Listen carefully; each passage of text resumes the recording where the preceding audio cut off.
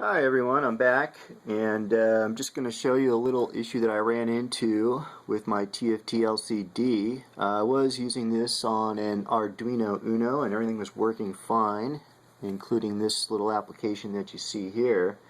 This is my little numpad application. But when I connected this thing to my Mega 2650, the screen came out mirrored, as you can see here.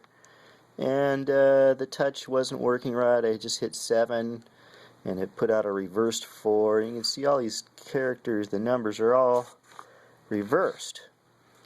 And I was like, oh wow, that's weird. So I uploaded a couple of my other sketches for this, and those all worked fine. The characters displayed correctly. Everything was working as normal. The paint program worked. My screensaver program worked.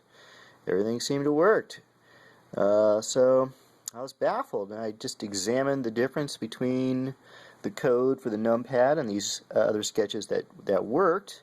The only difference I could find was that the default rotation wasn't set. The numpad uses the default rotation, and I guess with the UNO that works just fine, but as you can see here, I added these two lines. When you add this, everything will work just fine. I'm going to upload the sketch, give you a little demonstration. So basically all I did was set the rotation to its default, which is 0 as far as I know, and everything should work fine now. I got it upside down, but see now that all the numbers are in the right place and they look correct. Hit the 3, you get a 3. 9, get a 9. Period. 0. Yeah, works the way it's supposed to. Except for my 0 doesn't work so great.